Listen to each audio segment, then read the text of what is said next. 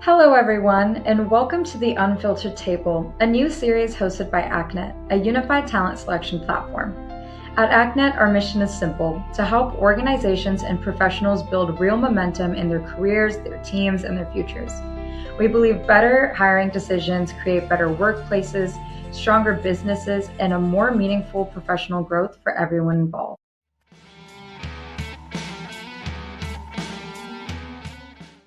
Think about employee development, it really comes down to the cultural setup in your organization, meaning is the business aligned with their objectives and strategy?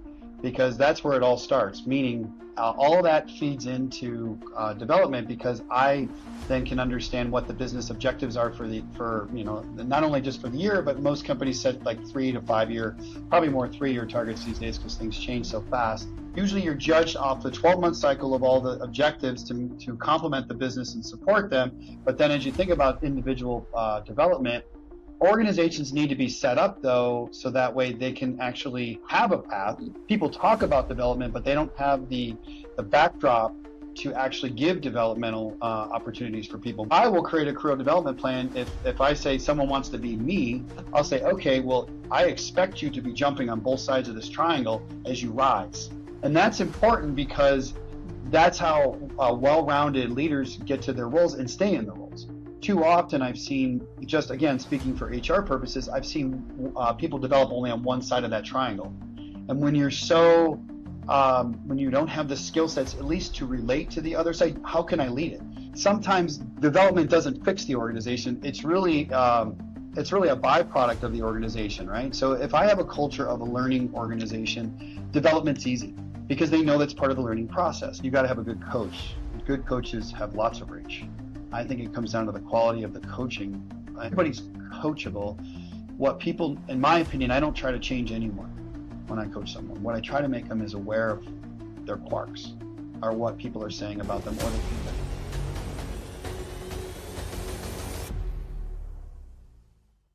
Hello, everyone, and welcome to the Unfiltered Table, hosted by ACNET. On this podcast, we explore the realities of today's workforce and the changes needed to build a better path forward.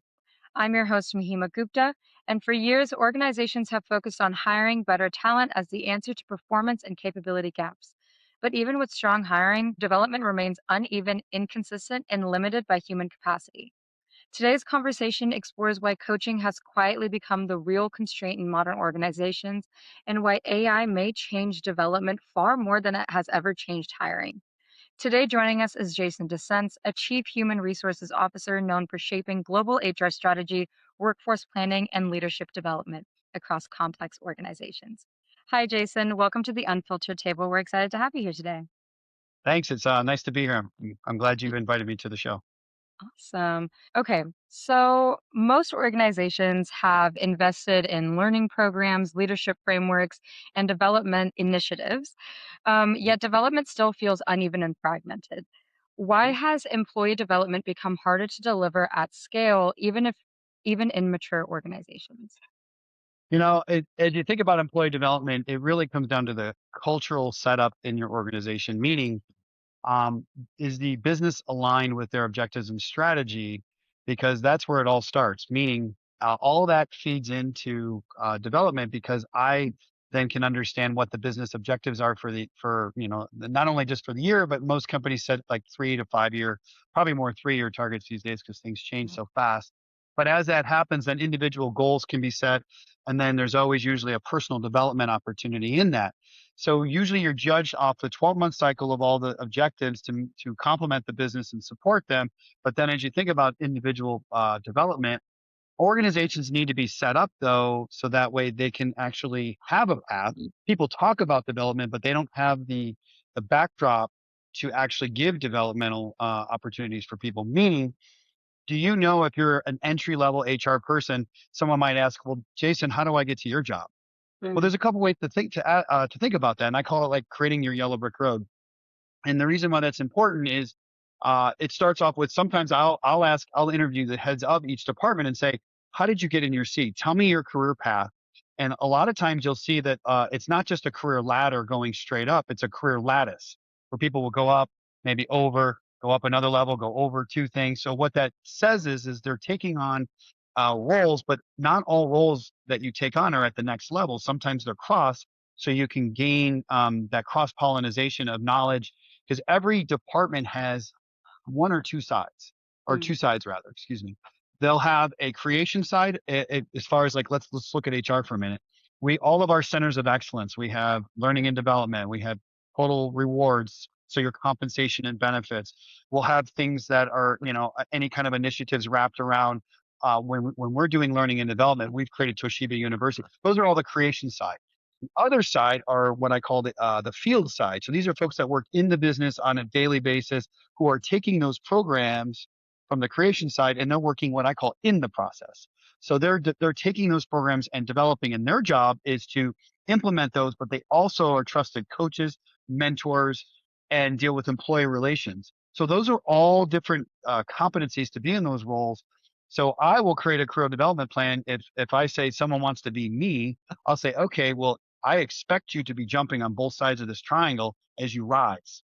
And that's important because Mm. that's how well-rounded leaders get to their roles and stay in the roles.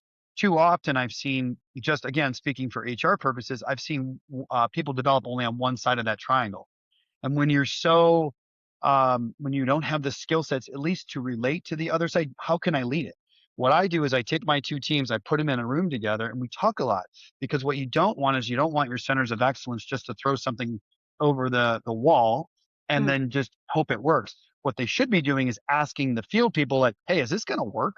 Like here's what we're thinking. Tell me what you think. And then that's the input they get to make it such a program that's actually going to be easy, or not easy necessarily, but makes sense to implement, that's actually going to help the organization. So every department should really think about their organization and what its purpose is and the different roles within it.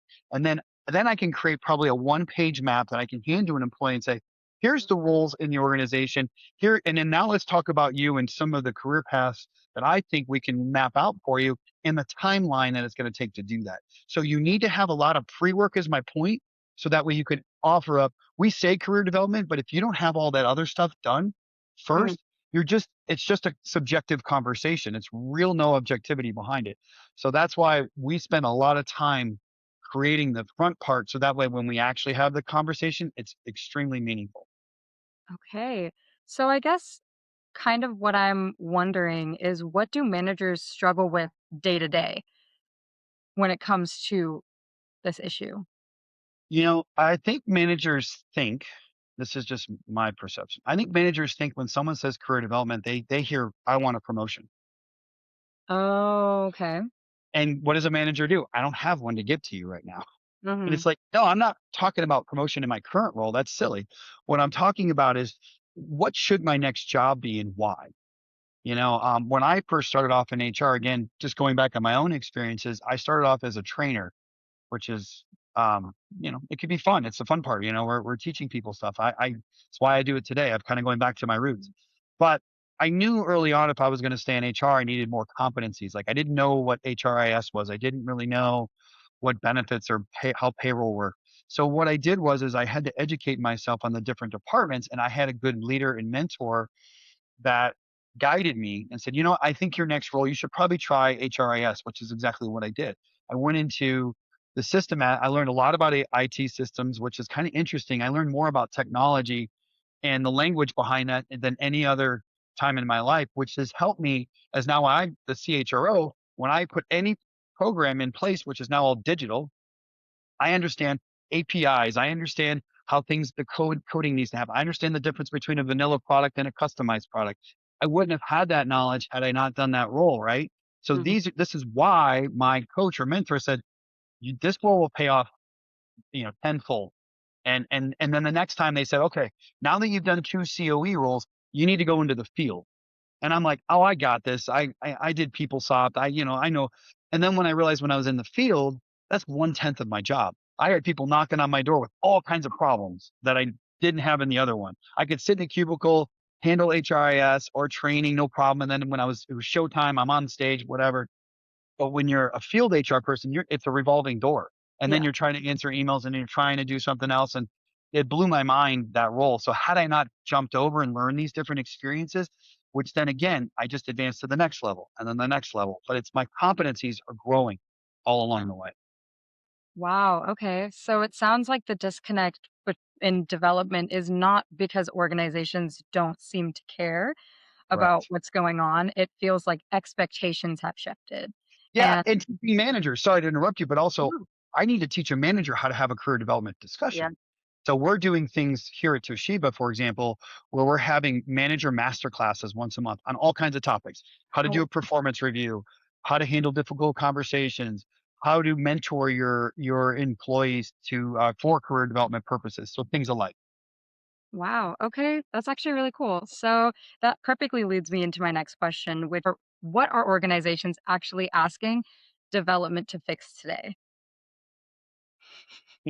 It's probably That's a great. That's no. I laugh, I chuckle because it's a great question in the sense that sometimes development doesn't fix the organization. It's really a byproduct of the organization, right? So if I have a culture of a learning organization, development's easy because they know that's part of the learning process. yeah. But if I have an organization that's just and all are, don't get me wrong, are still driven on cost, but if cost is my main priority, development usually falls to the bottom. So culturally, in my opinion, I think it starts at the top. What's the culture by which, or the values in that organization? Do you have a career focused environment? Which, if you think about a board of directors, okay, there are committees that every you go over. There's a governance committee that talks about structure of the organization, not just internally, but also your business structure. There's audit committee that deals with all the financials of the organization and any risks, high risks that come in. And the third and final is compensation committee, which handles not just comp, but talent management. Why is that a committee? It's because it's so important. And sometimes organizations lose sight the fact that their people are their competitive advantage against their competitors out there. That's what makes it different. We can make the same product, but what makes it different? People, the talent I have, the innovation that comes with it. Because if I'm selling the same product, how do I keep retention low? If I have a good culture, it's almost like everybody knows it, but sometimes companies forget to put resources and emphasis on it. Even though, remember, when I go to the board of directors, I'm Yeah. always talking about people. It's Mm, so important. It actually has its own committee. Um, CIOs don't have their own committee. Not that to say anything bad, but you don't have a technical committee. You don't have a legal committee. Legal is somewhat part of risk, an audit committee. So usually you have legal and finance together on that one. And then HR has its own. So we've forever, when people say, which always drives me nuts, I don't have a seat at the table, or you absolutely have a seat at the table. It's so important that they've made a committee in it for the board of directors. so do you think that development is kind of now carrying a lot of the problems that hiring used to solve or can't solve? People are smart, and I think Gen Zs are extremely smart in this regard and can tell if companies are not truthful in the recruitment process. Because there is a joke I tell, but I won't do it here. But basically, the joke really revolves around, a gentleman passes away and he goes to heaven, and he basically, I'll just tell it, and he goes and he says, St. Peter gives him a choice. Do you want to go heaven or hell? And he's like, well, what? And he goes, you can spend a day in heaven, a day in hell, and the third day you come back and tell me what your choice is. Well, he goes to heaven and he sees his family, and it's wonderful, it's beautiful, it's all light, and people are flying around, it's excellent. And then he next day he goes to hell, and his golf buddies are there, and they're drinking, they're having a good time, and they're Ugh. really. And third day rolls around, and St. Peter, he says to him, well, you day in heaven, day in hell, and what did you decide? And he says, can't believe I'm going to say this, but I think I'm going to go to hell. And then when he's like, all right, so he goes to hell and he gets there, fire, brimstone, all of his friends are in chains. And he's like, wait a minute, I was just here yesterday and we Mm, were having a good time. They're like, oh, that's our recruitment strategy. I Point mean, being, it's true. sometimes people sell it so much. And then when you get inside, it is completely different, or it was what they call the bait and switch, right? So that's why I think it's so important nowadays. How are we more authentic when we're actually going out and recruiting? How can we tell people it's not an easy thing you're walking into? Yeah. Sometimes there's nothing wrong, because no company I've ever been at, and I've been in a lot of them, have has perfect. Yeah. None. Not a zero one. So I think it's important that we're authentic when we're doing the recruitment process, and I think that'll inspire people more to stay. And then what you do on that very first day is so important. That actually sets the tone for if the person will stay or not. Do you have your equipment? Are you meeting the right people? Are you celebrating that they're coming in and they're actually able to do their job on day one? So there's so many factors and variables in play here, is my point, that I think it starts with let's be authentic about where the type of company we are, understand that we're not perfect. Here's some of the challenges, and here's how you can help as a candidate. Yeah, no, absolutely. I mean, as someone who, pretty recently was in the opposite side of what you're doing, I was in the whole candidate recruitment process. And I mean, that was definitely an issue is authenticity and just knowing exactly what you're getting into. So I completely agree with you on that. And I think it's important to just have that open-ended communication on both ends. And it was kind of interesting you were talking about just like celebrating the fact that they're coming in. I think that Yeah, alone would carry so much weight because again, it's a job, right? Jobs aren't always going to be fun. They're not always going to be something you want to wake up and do every day, but you have to. And I think just knowing exactly what you're getting into is absolutely very important. Um, absolutely. so when leaders talk about what actually moves performance, one thing kind of comes up, or I've noticed one thing coming up. Why is coaching consistently shown to be effective yet so limited in reach? Well, you got to have a good coach. Good coaches have lots of reach. I think it comes down to the quality of the coaching. And there's this phrase people say, and I'm not sure it's true, but the way and I'll say it and then I'll talk a little more about it. It always asks me, is this person coachable? That's kind of a broad and vague statement. Like, everybody's coachable. What people, in my opinion, I don't try to change anyone when I coach someone. What I try to make them is aware of their quarks or what people are saying about them or the feedback that they're getting. And then awareness, you're not going to change. If someone is, I'm a very passionate person and I talk Mhm. with my hands and maybe it's my training days, who knows? But the reality of it is sometimes in my passion, it can be perceived as aggression. Mm. So I have been told that in feedback, right, from coaching. So do I change? No, that's just, I'm still a passionate person, nor do I want to change. It's how I got here. But what I'm aware of is, and I try to read the room, and then I will say this exact phrase: please don't mistake my passion for aggression. And the reason why that's important is it de-escalates how people feel. What Mhm. I always say is, there's a quote by Maya Angelou: people will forget what you say, people will forget what you did, but people will never forget the way you made them feel. Yeah. So I think it's super important as I think about that is my awareness of the situation. So I think coaching helps if you have a good coach and you're actually making progress by being honest, and the person actually recognizes and admits that, yeah, this is something I need to work on. It's like someone quitting smoking. You could give them all the gum or whatever out there, pills, they have to want to quit to stop smoking. Same thing here. You have to want to address or at least acknowledge that this is a behavior or quirk that you have. Now, you can change it sometimes, but I often feel that you're programmed by the age of 5. So you are who you are already. And yeah, you learn things along the way, but your basic DNA is done. Yeah. And again, let's use these gifts that we are given in a way, but also recognize things that might off put others and then try to de-escalate it when it happens. And then you might have to pivot. I've actually sometimes have had to walk away from conversations like, you know what, I need a minute because I can tell I'm getting frustrated. Mhm. Again, that's awareness, right? And Yeah. then it's like, I will, if you don't mind, I'll come back because I don't feel like I'm going to be able to absorb what you're saying.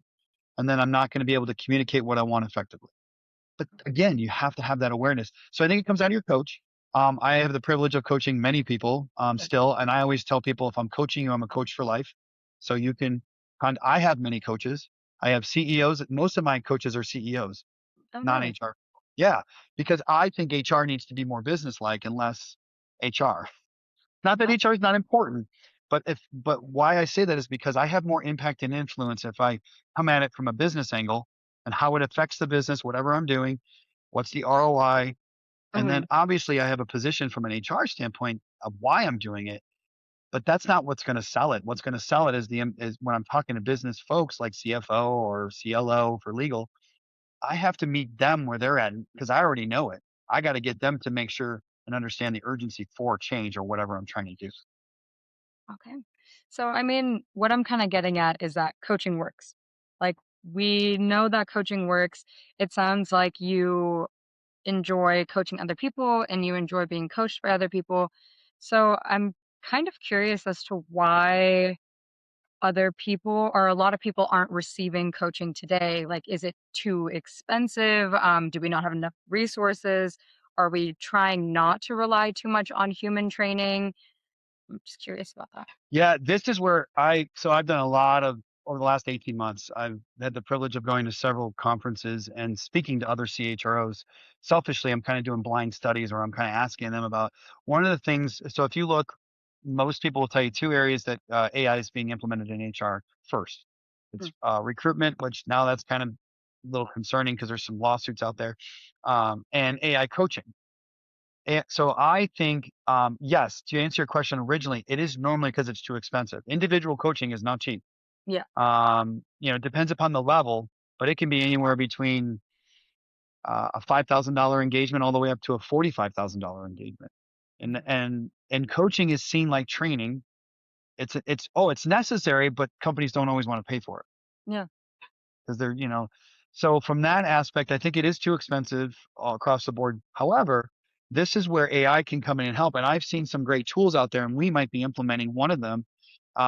Any AI tool I look at, I have the and feature. Mhm. It's interesting you do AI coaching, and what else? What does your product do? Because most products are one trick ponies sometimes in AI. And I'm not always interested in one trick ponies because I don't want to add 18 different AI agents or different things. That makes no sense either. Mhm. What I want to do is if I can leverage an opportunity in AI that does more than, but its entry to market is X, like coaching. Mhm. So there's one tool I'm looking at that does multiple things, but its base is AI coaching, and it's fabulous. Anyone can add it to their teams, and you can add it and then after the conversation, it gives you both people feedback on the conversation, and then it also does other things too, which is the and piece that I was telling about. Okay. So, what happens when coaching kind of becomes like this exclusive resource, which is what it has become today? Yeah, it's so crazy. People exec coaching, right? Exec coaching. Again, I'm not knocking. There's some great exec coaches out there, and there's one that I really love that mixes coaching with outdoor like hiking, and it's incredible. And Oh. it's really incredible. Yeah, it had always been normally an exclusive opportunity for, let's say, executives, maybe down all the way to directors, right? Sometimes, and there's sometimes individual coaching. I don't know why that is. Maybe it was because it was cost driven. I think today's coaching should be available to everybody if Yeah. applicable. The challenge I have is not everybody's a computer based employee. Some are working in the factory. So if I can offer them something on their phone, and they're interested in just asking a coach something, meaning an AI tool, we should be able to offer that service. And it's not that expensive when you look at it like that, right? Yeah. When you have scale and then you have a tool that can, depending upon if it's a flat rate or a PEPM per employee per month, that's the best way to go, in my opinion, and the best way to actually get it out to people. Because 9 times out of 10, most questions are around performance management. How do I give someone a very difficult review? How do I have a crucial conversation about some kind of behavior? It's not normally wrapped around goals. It's normally wrapped around the behaviors of the individual. 9 times out of 10, coaching is to correct or alter a behavior one is exhibiting. Oh, interesting. I Okay. actually I'm surprised to hear about that. Um, but you said something pretty interesting that you have executive coaching. So it sounds like to me there is a lot of people who are kind of being forgotten about. So, in your opinion, what happens when support via coaching arrives to entire sections of organizations or departments within organizations too late? Because I can imagine that it would impact everything else as well. This is why it's so important. I talked about us here at Toshiba doing master classes once a month for all managers. Doesn't matter what Mhm. level, but we're doing it for managers to start. We can extend this down eventually to other people. But it's around all the aspects of dealing with people's most of the coaching aspects. It has traditionally been with executives because of the responsibilities, and it's most people tend to struggle going from a doer to a leader. What does that mean? What are some of those attributes? Delegation. Delegation is one of the hardest things for a doer to do because they like to do, right? Mm, I don't know. I like it. So what happens when a doer doesn't give that up? It's called micromanagement. When a manager starts to ask you, I need a list, I need a report out. Why do they want that? Because they love the stuff you're working on and yeah. they want to know every little piece of it. My thing is I let my leaders lead and Mhm. I encourage them. I'm like, look, I trust you, you know, your department and, total rewards, talent acquisition, talent management. What I want you to do is always keep me aware if there's something happening that I need to be aware of. But I trust that you're going to innovate. I trust that you're going to put processes in place. So I think it's super important for people or organizations as a whole. If you can do it by organization, but you need a tool, a mechanism to do that. So traditionally, coaching has been one-on-one, and Mhm. one-on-one takes time. So Yeah. if I have something that can act with coaching advice, but I can get it now instantly because everybody, by the way, I just learned at a conference that the average attention span for millennials is 15 seconds. Do you know what it is for Gen Z? Probably like 5 seconds. I can't even Trail, imagine. it's 8 seconds. I'm Yeah, like, down, sounds accurate. down, yeah, down in Houston, that's what they do for riding a bull, right? It's crazy, right? It's just, it's like I was blown away. So we have to think differently, even in the coaching model. Mhm. I have to So I'm exploring, do we do micro videos? Do we do micro learnings, right? That actually Mhm. Mhm. allow people to meet them what they know, where they're at learning wise. Because if you're learning, because you're scrolling, well, maybe I got to get on the scroll. I don't Yeah. know. I'm not that familiar, but we're doing TikTok videos. We're doing things a little differently. But why am I doing that? But I'm also entrusting my teams to inform me of what's going on. So that's why I think coaching sometimes fails is because leaders just they try to control it too much and they worry about the cost, which it is a true cost. And I don't think companies our size can afford to do it for everybody unless we had a tool to enhance it for us and its capability. Yeah, no, absolutely. And I do think, I mean, I can imagine that it would be difficult for anybody who has, done development coaching, all of that a specific way, and then now having to completely change what you've done and the style you've done everything to accommodate somebody with an 8-second attention span, you know? Like, it can be frustrating. Um, so most development models are still built around people delivering support, to people. So why do traditional development models break down operationally? Because they don't reinvent themselves, in my opinion. What does that mean? For me, it's having an ability to look at the current model and I mean, are we asking the employees, is it working? Mm, How often do companies go back out and do a quick pulse survey to say what are some things we're doing well, what are some things we're not?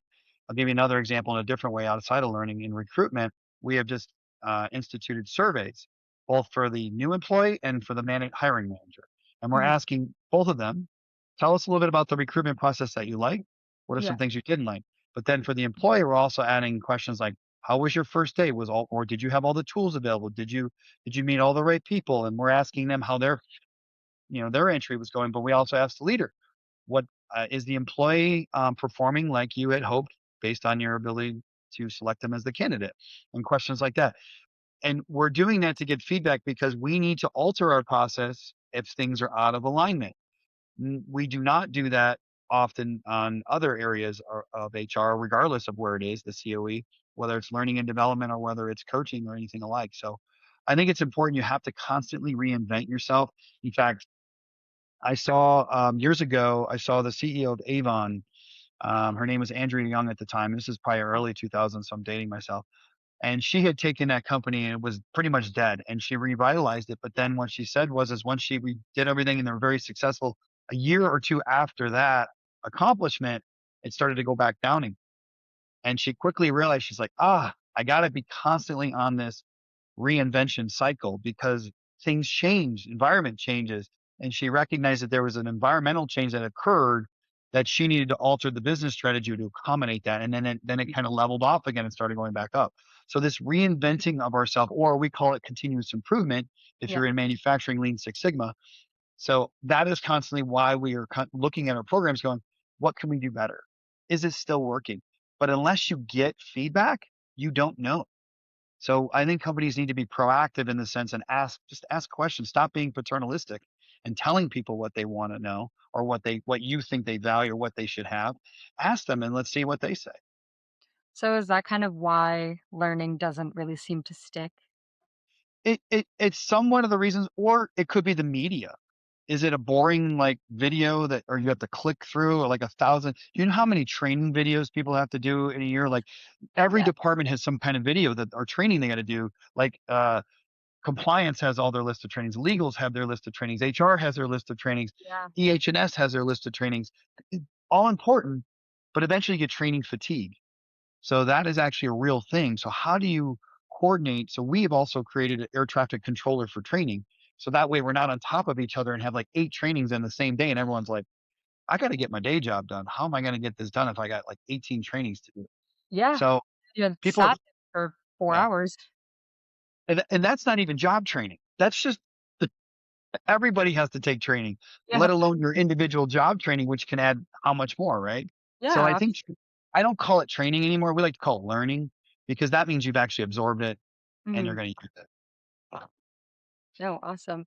Um, so why can't even great managers close this gap on their own?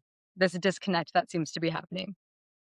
Yeah, one has to ask, was the manager giving good coaching themselves, or are they just Mm. winging it? Too often leaders get promoted again because they're good doers and no one's helped them in that transition to be a leader.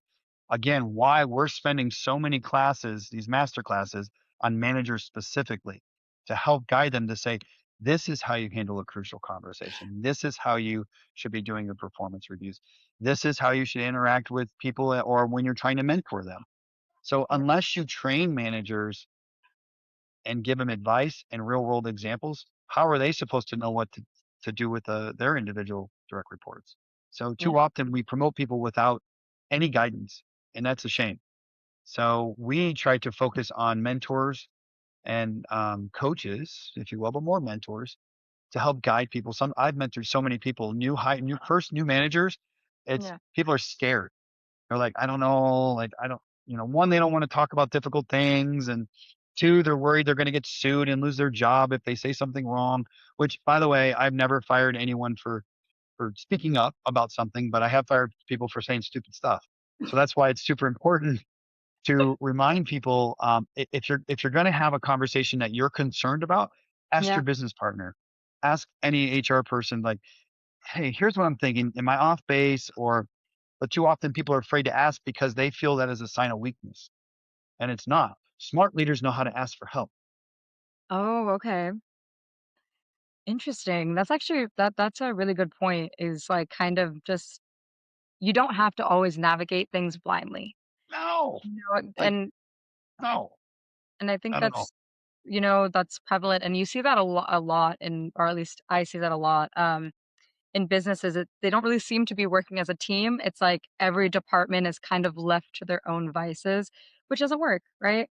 And, so yeah, It's no, that's not. very interesting. So at a fundamental level, what does AI make possible that wasn't before? Yeah. So the way I think about AI is you might just need people just to go out there and try things and take administrative stuff away first. I think the way my team right now is actually in the process of playing around with AI agents using Copilot. So we just did an HR summit last week where we had a group of our folks come in from all over and we had taught them. We did a session on here's Copilot. Here's some things. Here's how to create an agent in Copilot. Now let's break off in teams and let's look functionally and let's try to come up with how could AI help us in your function. So we had payroll go in one section, we had Mhm. recruitment go into another, we had total rewards and benefits go into another, and we had the business partners go into another. And we came up with some, and then we said, have fun with it. Give us once you're done with your agent, tell us what it can do, give us the name of the agent, and we right now we have uh timekeeper, what was it called, timekeeper mentor, which is like kind of you can go ask timekeeping questions. We have another one called payroll princess where it's all payroll related, and what we're the reason and what we're our goal is and what we're hoping to do is put these all in like a SharePoint page where any employee can go in and click on it, and then you can ask it a question. And so my team has been challenged. Let's take some of this. Let's start with the basics. What kind of questions do you get from employees? And can you create an agent that can answer that employee question? So then we as HR can go work on next greatest thing. And we can Yeah. focus on those questions, albeit are part of our job and needed, but it takes time, right? It takes away from your work. And then we still have to do our projects and our work, but I have to answer a question. And sometimes the questions are so simple. They're like, what's the difference between an HSA and an EPO? Well, here you go. Go on, ask that, and there it is. It gives you definitions, gives you everything. It pulls from our personal files because but you have to build it, right? So I Yeah. think AI can handle, first of all the questions HR gets, from Mm. password resets to how much, what are the holidays that we have? Can you tell me all the holidays? And Yeah. and rather than asking an individual, these are simple things I think AI can do. Now, AI then can. That's the basic. I think middle of the road are going to be things like AI coaching, right? Because that gets into more development and helping you and you learning along the way. So there's a learning AI thing. We're not there yet.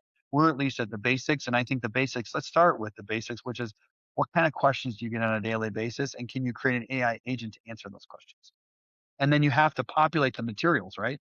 I got to Mm. put all the policies and procedures into it so it knows to scan it and go through it, but instantly. A time tamer. That's the timekeeper tamer is what they came up. I said that wrong last time. Sorry, but there's more others that are cool names that I'm just letting my team have fun with it. And they're creating logos using AI. Yeah. Um, it's incredible. I mean, absolutely, it can help, especially with the busy work. Anything that's not necessarily required by human assistance, you don't need to have a human doing it. So That's this right. kind of leads us to a bigger claim, which I think is worth unpacking. Is why does AI change development more than hiring? If you've noticed any differences. Um, yeah, I mean, I haven't done the AI recruitment yet, so I can't really, but I Okay. know its capabilities. No, it's okay, but I know the case. I think learning wise, it gives people information quicker, and that's getting the facts or getting the understanding is. So John Cotter is a gentleman who wrote a book about 8 steps to change, and he talks about what does it take to get people to realize that they need to change. So that's learning, right? Think about that. He starts with the first step, which is creating a sense of urgency, and then the last step, the 8th step, is basically buy-in. But the first step is understanding the need to know that have I changed and what have I changed. And in the end is along the way, you're like, oh yeah, I get it now, and I'm all in. So therefore, I've now learned it, and I'm going to do this. Again, remember what I said? I don't really necessarily believe people change, but they're more aware. Yeah. So I do think the fact that with AI, I think it's going to enhance the learning capability quicker than recruitment. However, if it can bubble up, the challenge with recruitment, I don't know how much you know about recruitment, but the way it typically works is Mhm. when I put a job out on, let's say, LinkedIn, I might get 1,000 resumes. If I Yeah. go through that first 100 resumes and I find 10 great candidates, I stop. So now Mm. all the 900 other resumes that might be in there, I won't even look at. Yeah. So there could be a gem like at 752 of the resumes, right? Yeah. That's where AI can bubble that stuff up and really be able to allow the recruiter then to go, you go through the resumes, here's the criteria, you tell me what it says, and then because I'll get people who this is no joke. Let's say I put the CEO position. This is just a weird example. I'll get a plumber who thinks that they could be a CEO of a Fortune 500 company. I'm not saying that they can't, but I'm saying that the skill sets don't match the job typically. Yeah. Right. Mhm. So we need to be able to filter out some resumes that really are so far off base, but yet as a recruiter, it takes time. I still have to click on that resume. I still have to read it. But if I can do AI in that and shorten that time, that's a bulk of the time in recruitment is reviewing resumes. Yeah. So it's like, I mean, yeah, hiring happens pretty occasionally, but development obviously is happening all the time. So Correct. I can absolutely see AI being able to help that. Um, so as soon as AI kind of enters development, one thing seems to become pretty clear, or one concern seems to be pretty clear, is why is trust the single biggest risk factor when it comes to AI centered coaching? Great question. I think if you think of human nature, and I talk about this in some of my keynotes, there is the left and the right side of the brain. I'll use science for a moment. Mhm. The left side's the logical side. This is where most companies say they typically want to operate out of. But on the right side is the belief system and values of a person. All major decisions are made on the right side of the brain. You can have all the data you want, but if you feel a certain way and you don't buy in, or it goes against your values, Yeah. you're not going to do it. So it overrides. So the reason why that's important to know is we need to be understand where first major decisions come from, and it comes from the right side of the brain. So trust is on the right side of the brain. So people are concerned that AI is just a mechanism that's logical and it doesn't have the value based into it for major decisions that normally again happen on the right side of the brain. Trust is not something that happens easily. It's something that is earned, and how can I earn it if I'm not interacting with AI? So therefore, in my opinion, the first feeling is I don't trust it. Yeah. Now, I'll get into generations here for a moment. Gen X, my generation, is the most skeptical generation out of all the four that are currently in today's workforce. We're like, and I am very skeptical, and I take a very skeptical approach to it. And I think that's the right approach right now with AI because everybody has an AI solution. Yeah. Again, it is, if you look at over major events that have changed human history over the last 300 years, the Industrial Revolution, which started, steam and all that, and we're able to do the train, the invention of the train, and it will cause people to get from one place to another faster, and it just expanded the world. You think of the internet had a huge impact on us as well. And, and then finally AI. Do you know AI? There's three times the investment going into AI than any other time in any of those other things I just mentioned. Those were major things that changed the world. There is Yeah. more money going into AI than there ever was going into internet. So Wow. why is that? It's because people do have, I don't know if it's trust, but people know they're like, this thing's taken off. But Mhm. what could happen to these micro bubbles or bursts, or there's going to be a lot of combinations. Whoever's going to win the market first, in my opinion, will be the leader. And then they have to stay the leader, right? Well, how does that happen? Remember, I told you earlier, they have to constantly reinvent themselves. Yeah. So it's super important. AI, the reason why people don't trust it is because that's earned, and then I need to experience it. We're humans are we gain trust by experiencing things, not Yeah. always by trusting. Because I guarantee you, anyone I ask, have you ever been burned before when you trusted someone? The answer is usually yes, and that then starts our road to skepticism. Wow. Okay. So, like, basically, because we don't really know the intent behind AI, Not not yet. necessarily, we don't always because it's so new, we don't understand how it works. So, the fear seems to show up when the intent is actually unclear. It's not necessarily because we're afraid of the misuse of data or anything like that. It's because we just don't understand how it functions, I guess. At least that's what I'm getting from what you're saying. No, no, Slight. no. You're right. When Okay. humans don't understand something, they're fearful. Yeah. Yeah. And when they're fearful, we don't take risks. Yeah.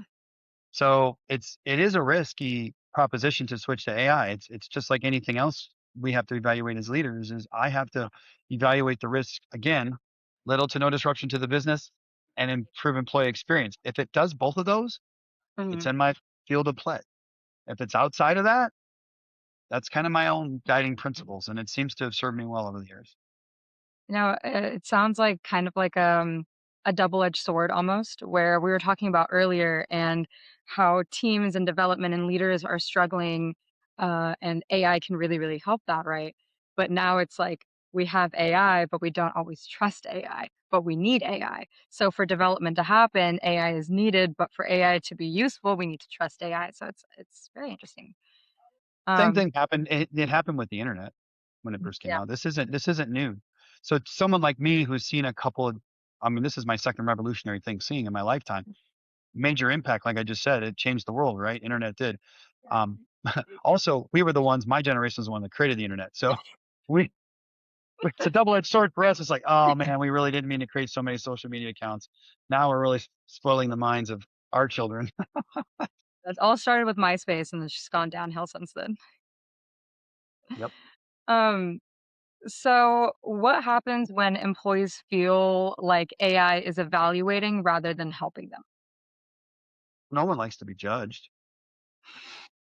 So that's a like it's a human instinct. We get defensive. Um, I I think at the end of the day, again, it goes back to trust, right? We just Yeah. talked about that. I think once I just need to get familiar. I think adoption rates will go up once people just play around with it. But you got to be open to doing that. You got to find ways to do proof of concepts. I think proof of concepts are going to be so important for leaders, companies Mhm. to actually use AI. If we because too often as leaders we think it's a big bang. I got Yeah. to do everything AI. I don't. Who said that? Why do I think that? Right? Why do people think that? I don't know why. I think human nature. That's we think if it's an add-on, it's such a huge undertaking, and it's going to change the world. Like I said, that people think everything has to be AI. Absolutely not. Like you could do little pieces. In fact, that is a smart strategy, right? Try it. Does it improve the employee experience? Does it if it disrupts the business, again, unless I try it, I won't know. Um, and if I live by the fear, like I said, then I'll never implement anything. I'll have, and everyone wants, I need another analysis. It's like analysis paralysis. I'll never get there. We Yeah. have to take a leap, but it doesn't have to be a big one. People think it's a huge leap. It can be a small one. Just dip your toes in the water. And it may not work, but it may work. And then try the next thing and the next thing and the next thing. And next thing you know, you're all in. Yeah. But you won't do that unless you try. No, absolutely. And I mean, it's AI is a tool, right? Not a replacement. It's not ever supposed to, the intention of AI is not to replace human intuition, human bias, well, kind of human bias. But let me fix that for a second. But it's supposed to just make our lives easier. But again, it goes back to that fear that you were talking about earlier, right? Where people don't fully understand it yet. So they do feel like it's taking their jobs and their opportunities away from them. So that is very interesting to talk about. I actually say AI is an enhancement, not a replacement. Yeah. No, 100%. It's like a microwave. You don't gotta boil water all the time. You can just put it in the microwave. True. Or a Keurig. I don't have to brew a whole Yeah, cup of coffee, a pot of coffee. I exactly. can get one at a time. Exactly. Yeah. Um, so if trust is the kind of the risk here, then guardrails kind of seem like they need to be essential, right? So what guardrails do you think must exist for AI coaching to be accepted? Yeah, this is a tricky one, right? Because I asked this question of all the groups I've talked to about AI coaching. I think the guardrails are there has to be certain like just like anything else in a corporation, there's zero tolerance, right? Mhm. So it can't create a harassing environment. It can't create a hostile environment, right? Those are things that are zero tolerance. So if Yeah. I marry it up with zero tolerance policies or procedures within the organization, let's just talk business for a moment. I won't talk personal yet, but business, it should complement what we've already set up as our philosophy, our values, and that is the guardrails, in my opinion. It's the business values. Some people are very open. Some Yeah. like where I'm at I don't necessarily think it's closed, but it could be more, I would say more conservative here for a Japanese company that I work Mhm. for. So I think it depends upon the values, although Toshiba has great values of do the right thing. We value our people so much. One of our values is committed to people. So we are constantly living those values in any tool we put in place, AI or not needs to live those values. Now, personally, yeah, that's just like now what's going on in the courts right now. People are wondering, should the younger kids have access to this? Yeah. You know, I'm of the generation when my kids were Gen Z, were I didn't get my kids a cell phone until like eighth grade, and of course I heard it like, oh, Dad, you're kidding me, but I didn't think their brains were developed enough to be Yeah. able to see all this content. And I had content controls on it. We could I said if we can't get into your phone, you don't have one. So we had all kinds of rules in place and we had time limits. We had too often, I think parents aren't doing that too. And I think that's dangerous. It's no different than giving them all kinds of magazines at all levels. Do you really want to let your child read different kinds of magazines that are kind of provocative? Hell no. So why is AI any different or the internet any different? I feel like that kind of goes back again to people also just not really understanding. True. necessarily That's a good AI. thought. But Very good. then, yeah, the guardrails that need to be kept up, not just personally, but on the business side as well. Like, it should be a reflection, exactly what you said, of the actual core values of the company itself, and that I feel like will aid in the trust Yep. with the 100%. individuals. Um, so kind of interesting question. What do you think AI in a company? What do you think AI should not be used for? It definitely should not be used for pay changes. So, and there have been studies out there where the automated voice AI, Yeah. and there was I was listening to a vendor and they were telling me they had to put in a coding to say if it asks to change payroll like bank accounts and stuff, it gets routed to a human. So AI should never have the ability to do these types of actions because he provided me an example of a husband and wife got a divorce and the wife had talked to her husband, recorded it, and actually put it up against the agent's phone. The agent she was, the AI agent she was talking to, and authorize a pay change. That's dangerous. So we have to be really careful. We need to always consider human involvement when there are serious confidentiality things that occur, whether it's HIPAA from an HR standpoint, pay changes, FMLA, which is part of HIPAA, obviously, or anything that could be detrimental to the employee's well-being, welfare, and also their financial aspects. From anything else, I think you should be careful from other business aspects like R&D. While it can enhance R&D, how far do we go? Because then who owns the IP, right? Yeah. There is this dichotomy out there right now. What happens when AI creates something?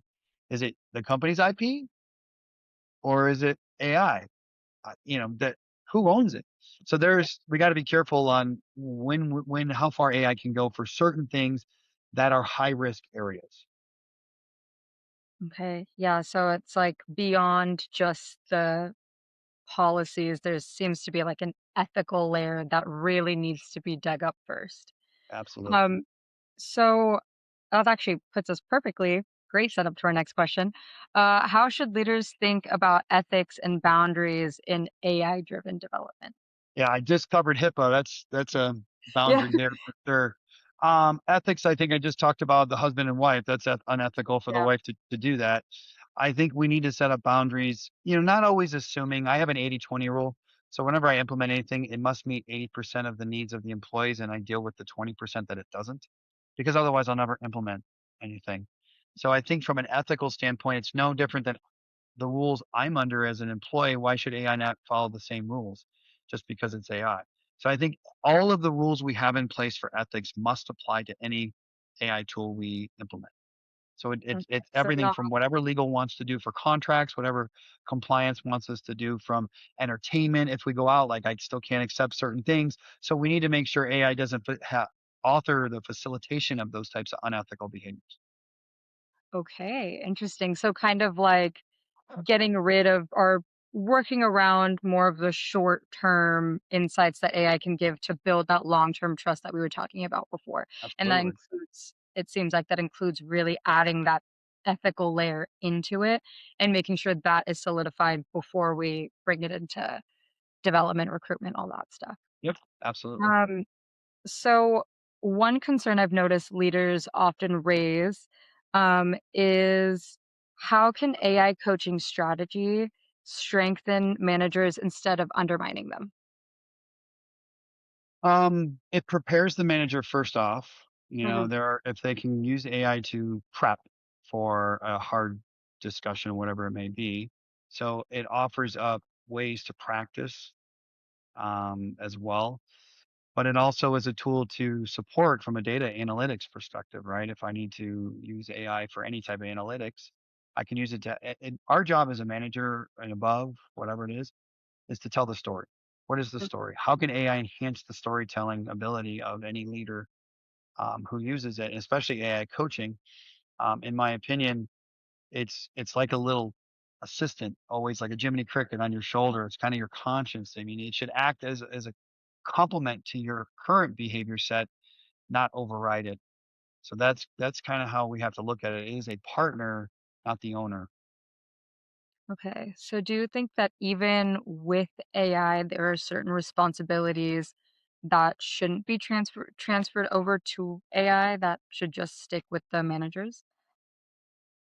If I ask a human coach, it should be no different than that. Human coaches go everything from a business angle to a Mhm. personal angle, and your psychology, right, of the psyche. Um, I don't know yet how AI will do with the personal side. What I've seen has been pretty impressive. Some tools struggle because they let the human set up the scenario versus let's gather information. Of course, it's what's the data set? It's still learning. You need AI to constantly learn. So it's going to become a better coach, just like I would hire an entry level of coach employee. They're going to get better 30 years down the road. Why? Because experiential learning. AI just does it in seconds where it takes 30 years for a human. So I think it's the more we input, the better the outputs, obviously. However, with that being said, I think we have to decide as humans, when is the human interaction? I gave you Yeah. some examples on some compliance aspects of HR, but are there some things, let's say someone, and I get asked this stuff like, Jason, I'm going through divorce. Like, what would you recommend? Whatever. And those are tough conversations. A lot of times I can't recommend things because either I'm not a tax person, I'm not a lawyer, but it's my job to listen to them because they might need EAP services, right? Yeah. So in order for me to do that, can AI coach do that? Can I use an AI coach as like a therapist where mostly HR people are human interaction? I don't know. I don't know yet. I don't know where we stand with that.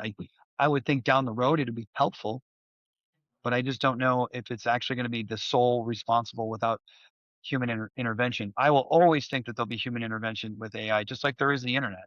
No Yeah. different. Okay.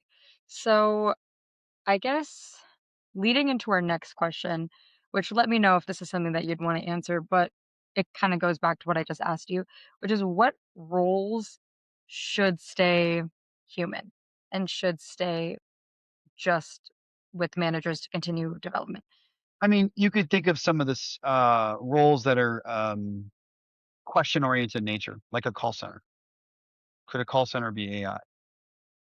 Probably. If you set the decision tree up enough and here's your list of series of questions, and then at some point, if you ask a question and it out of AI's capabilities, you shift it to an agent. I think a lot of people are looking. I think coding, you can see all the layoffs that are happening in tech because of that. So AI has already affected that. Um, I don't know specifically yet what roles. I would say anything that deals with kind of repetitive nature Yeah. questions. I mean, the calculator destroyed whatever slide rules they used to use before that. I mean, you put it on, you're ready to go. Heck, I don't even have to when I go to other countries when I'm going to the marketplaces and trying to buy something. I don't need to speak the language. Everyone speaks calculator. You just kind of Exactly. you just punch in the number and ask them if that's all right.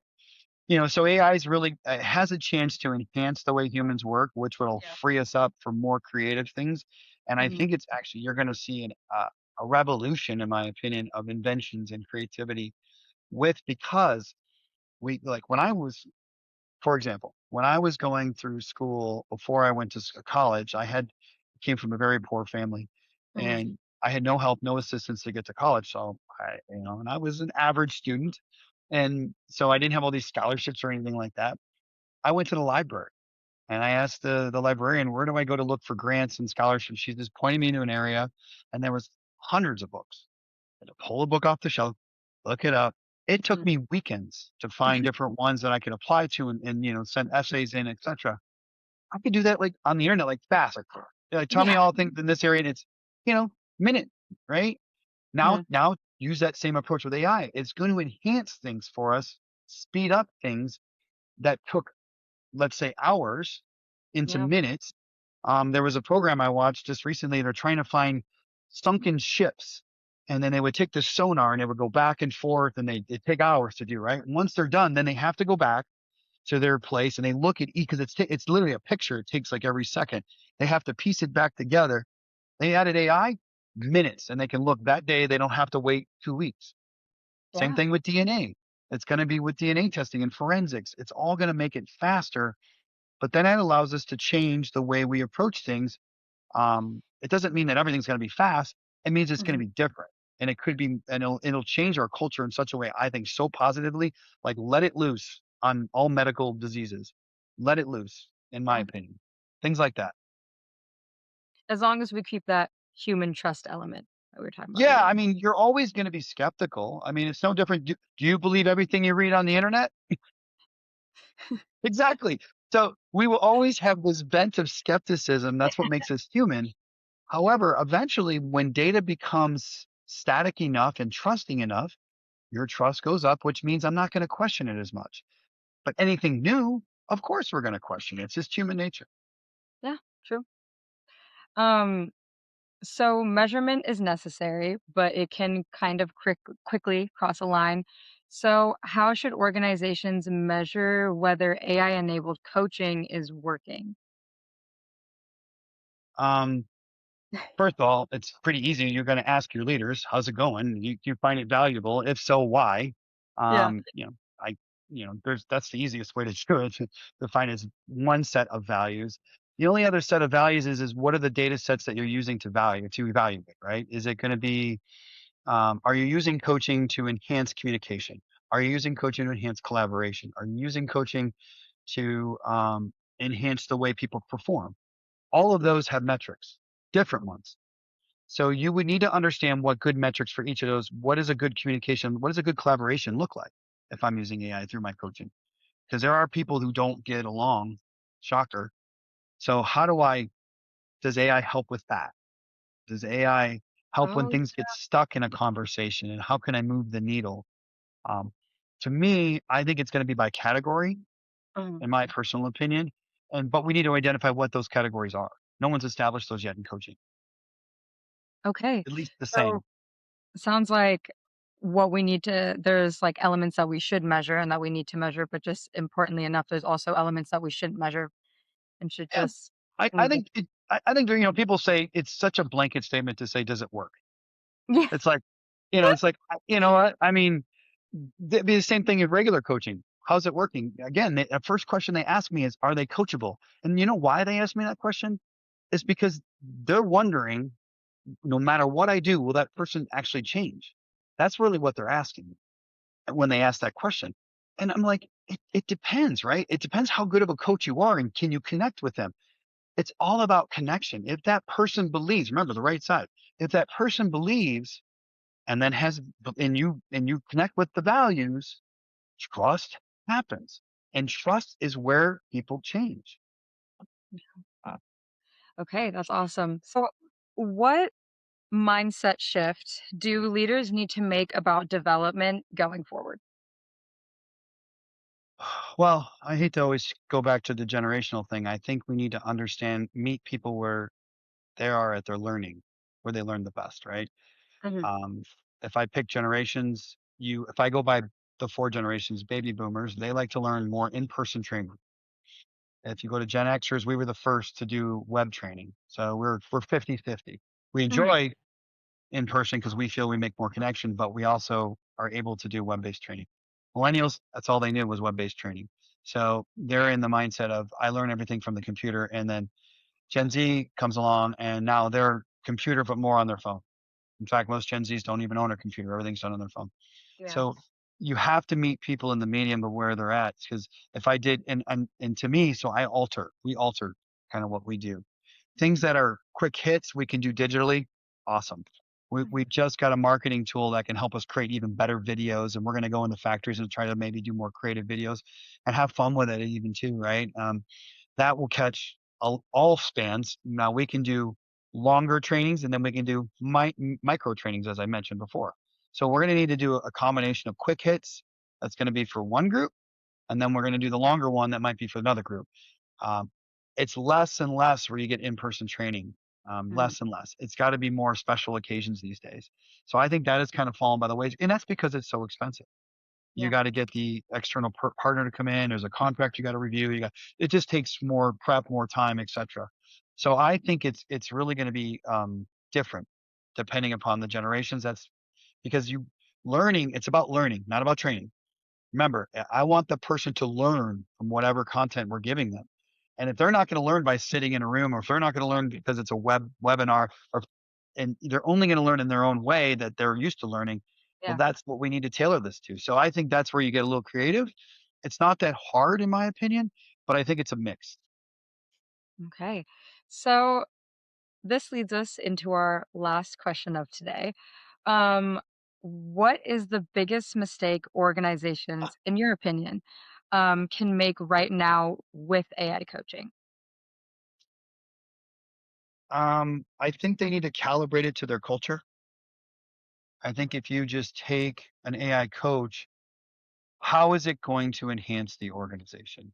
If we just put it in place and don't give reasons why we're doing it Mhm. and its positive impact it can have, then you're just throwing, like I said, when I was talking about the two-sided triangle for HR, you're just throwing it over the wall and you think they're going to like it.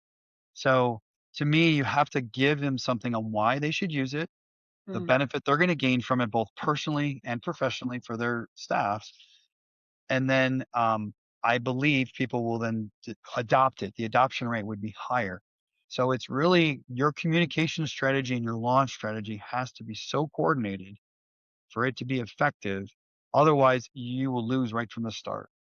So spend Mm, the time, communicate, over communicate, and communicate again, and then offer all kinds of support in the beginning phases, saying, if you're afraid, or have you used it, or how'd it go, or do you want me to sit on a call with you if you want to listen, or do you want me to listen if it's a recorded call and the AI coach, it has that feature.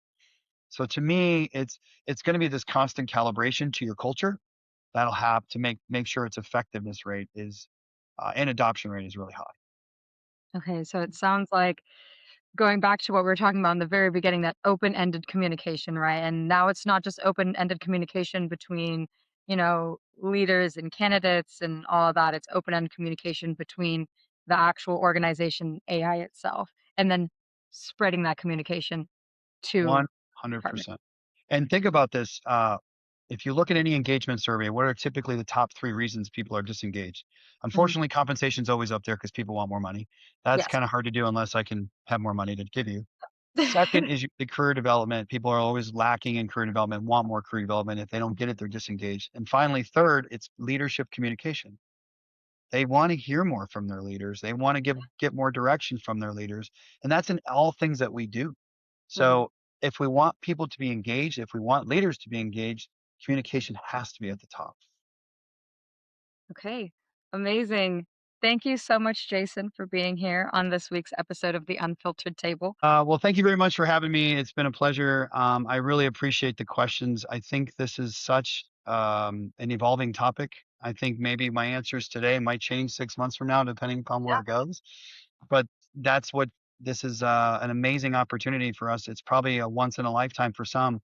So I think we should all take advantage of being a part to shape this. And I have the privilege of doing that as an HR leader. And I'm so thrilled to have that opportunity. And it's great to join shows like yourself to where I can voice some of my opinions, hopefully, maybe help some folks. But I'll be continuously learning on this. And hopefully, I can learn more along the way to even be that much more effective next time. Okay, awesome. Um, okay, thank you so much. I really appreciate you being here. I really enjoyed having you as a guest here. Yeah. Thank you so much. You've been easy to talk to. I really appreciate it. Thank you. Hiring better talent is no longer enough. The organizations that win next will be defined by how they develop people after they join. As Jason mentioned, AI has the potential to make coaching continuous, accessible, and personalized at scale, but only if leaders design it with trust, intent, and responsibility. The next HR revolution is not about replacing humans, it's about finally making development work for everyone. The Unfiltered Table is hosted by ACNET, a unified talent selection platform committed to helping organizations make smarter, evidence based hiring decisions and build stronger, more effective teams. We will see you in the next episode. A special thank you to the ACNET team and a shout out to Abhijit Puravankara and Reba Matthews because this week's episode would have not been possible without their help. See you next time. Goodbye.